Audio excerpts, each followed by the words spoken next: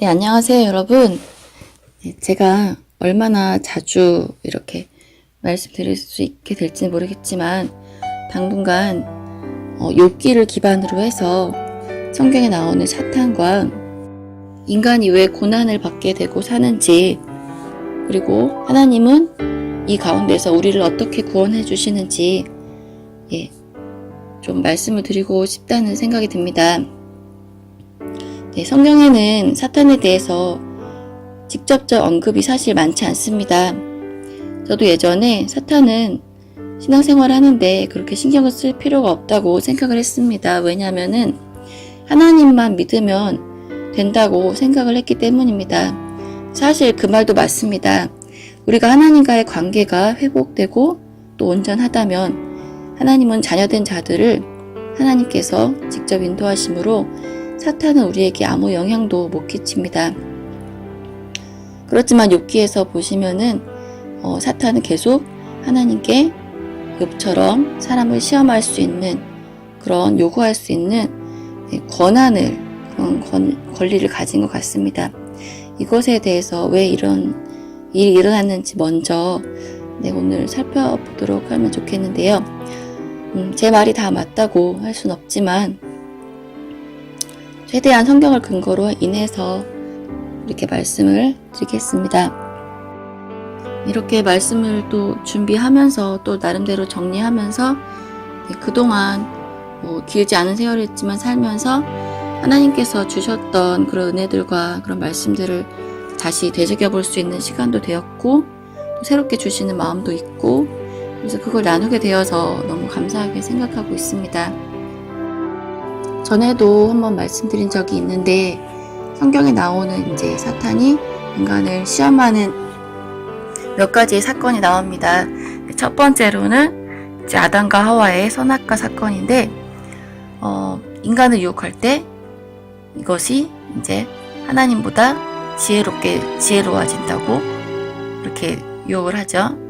그것이 이제 죄의 시작이고 그것의 의미는 인간이 스스로 이제 하나님보다 자기가 높다고 생각하고 자기가 자기 자신의 주인이 되고 그리고 또 선악과라는 그 의미는 그 선악을 스스로 이제 판단할 수 있게 된다는 거죠.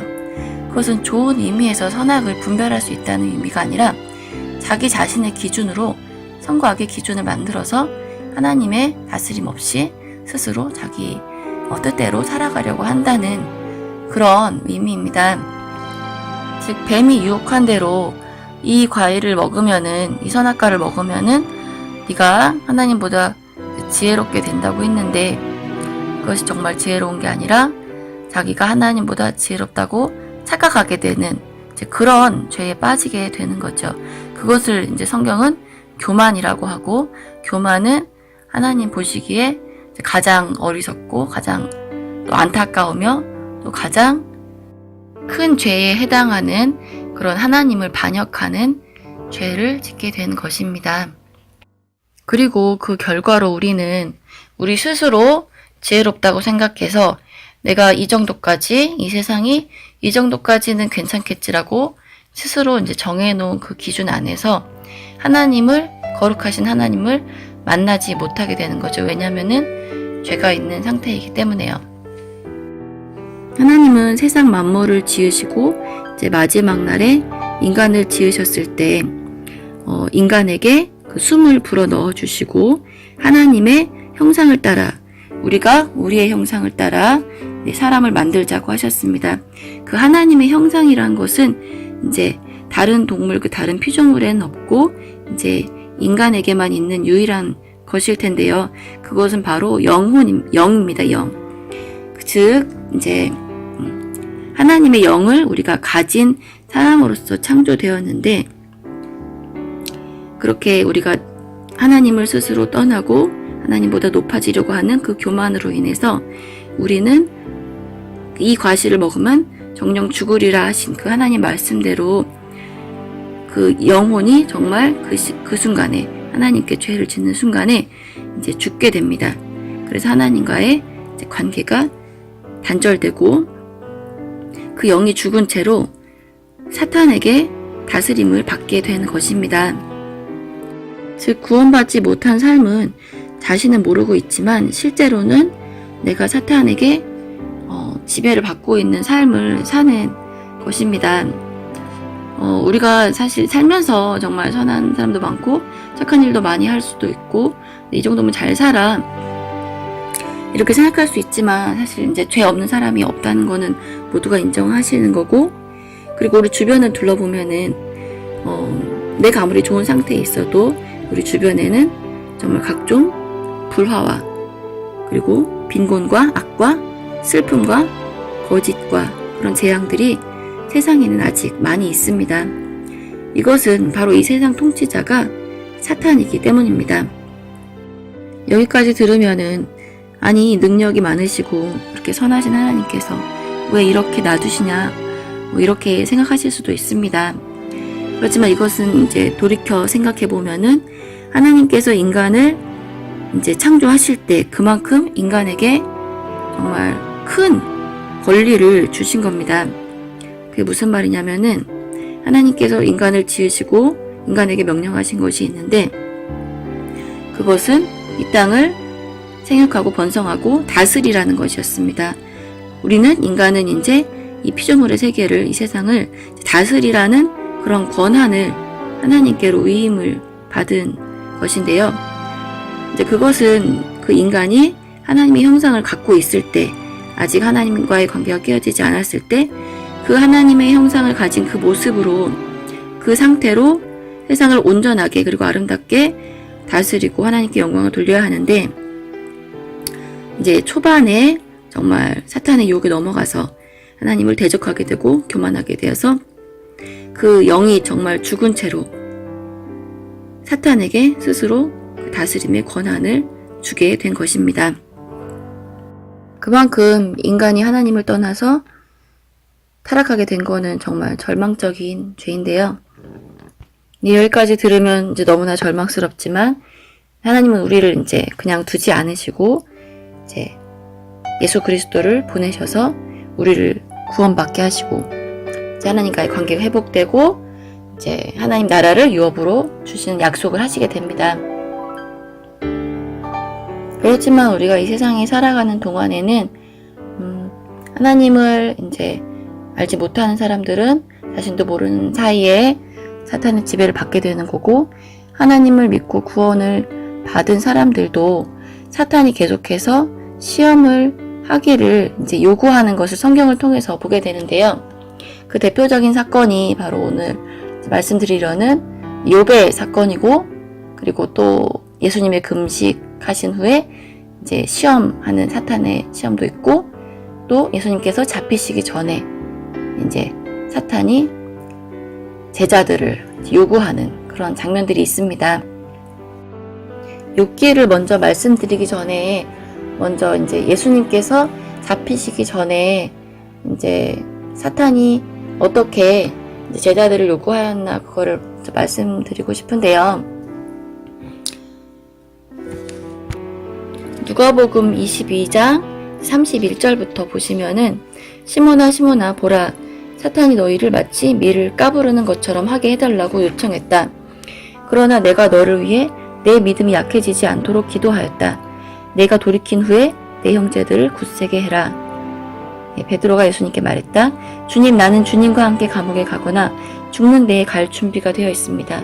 그러나 예수님께서 말씀하셨다. 베드로야, 내가 내게 말한다.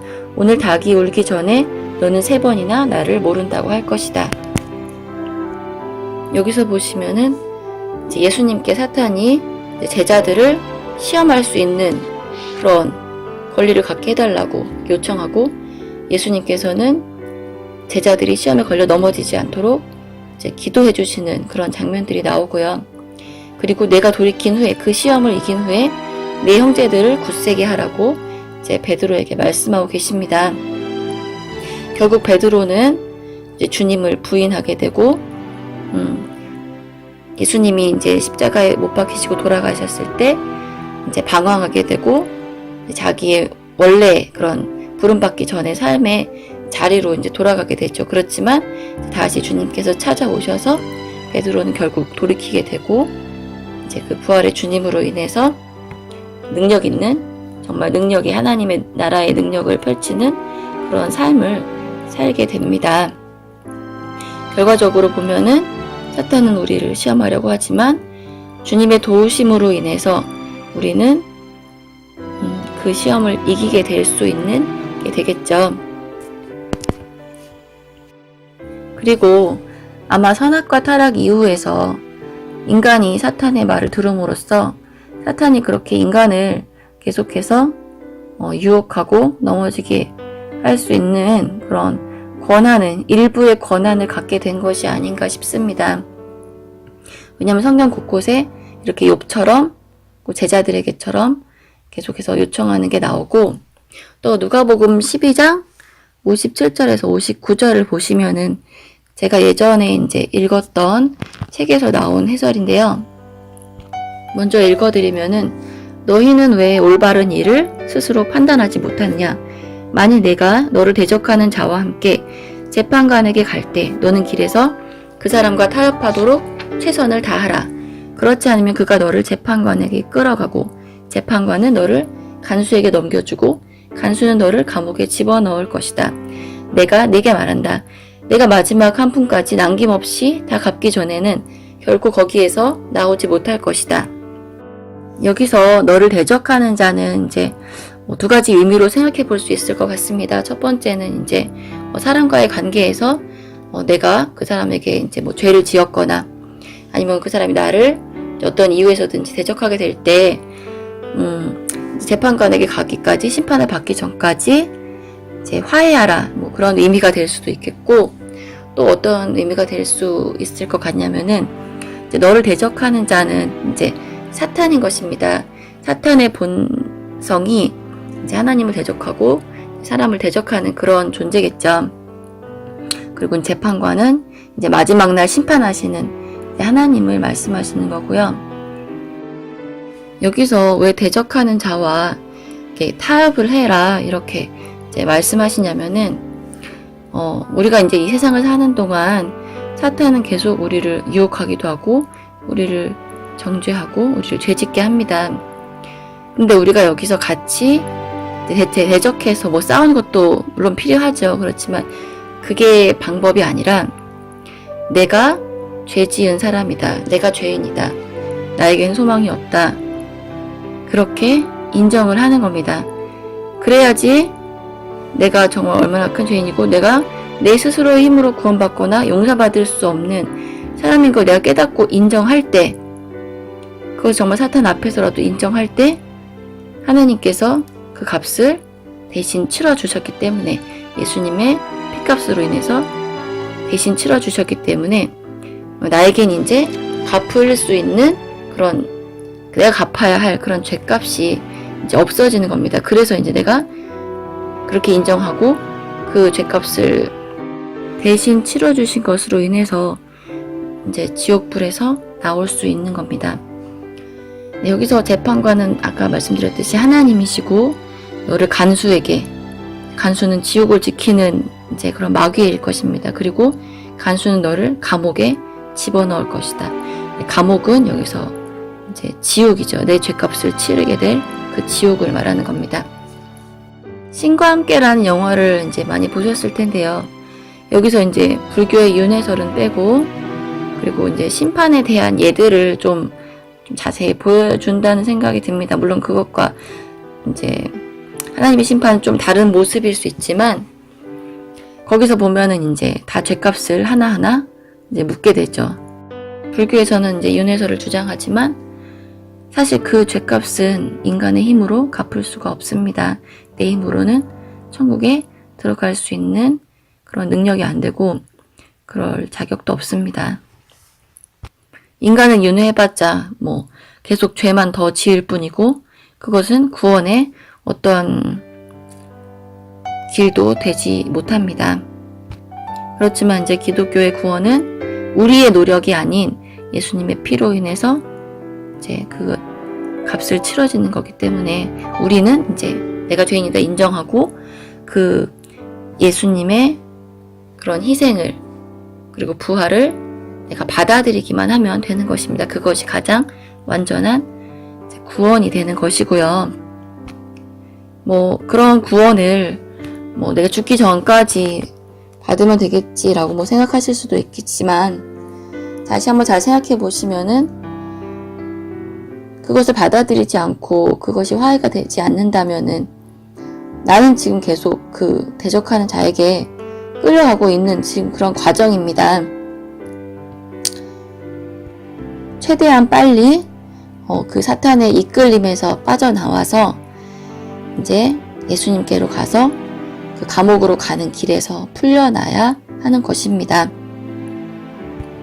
주기도문에도 보시면은 이제 우리를 시험에 들게 하지 마옵시고 다만 악에서 구하시옵소서, 이렇게 기도하라고 예수님께서 직접 가르쳐 주셨는데요. 시험에 들게 하지 마옵시고, 이것은 사탄의 시험을 이제 이렇게 우리에게 자꾸 유혹하려는 그 사탄의 시험의 요구를 막아달라고 우리도 이제 기도하고 시험에 들지 않게 되는 게 최선이므로, 그렇게 우리가 깨어 있어서 그 사탄의 존재에 대해서 인식하고 있고 항상 경계 태세를 이제 갖추어야 한다는 것 같고요. 그리고 다만 악에서 구하옵소서, 그리고 그 사탄의 시험에서, 그 악한 것에서 우리가 나올 수 있는 것은 우리의 힘이 아니라 결국 하나님의 도우심 밖에 없다는 것을 인정하고 그것을 하나님께 구하라는 그런 말씀인 것입니다. 다시 욥기로 돌아와서 오늘 욥기를 많이 말씀드리지 못할 것 같고, 이제 다음에 욥기에 대해서 좀 자세히 말씀드리고 싶은데, 욥기도 이제 하나님의 허락하심 하에서 이제 사탄이 많은 재앙을 가져옵니다. 욥은 정말 의인이었고 정말 하나님에 대해서 순전한 자였지만 알 수 없는 고난을 당합니다. 그렇지만 그것이 어떻게 회복되고 하나님께서 어떻게 다시 더 큰 선으로 이끌어 가시는지 다음에 말씀을 드리면 좋을 것 같고요. 오늘도 들어주셔서 감사드립니다. 평안하시고 늘 주님과 함께 동행하시고 성령 충만하시길 바랍니다. 감사합니다.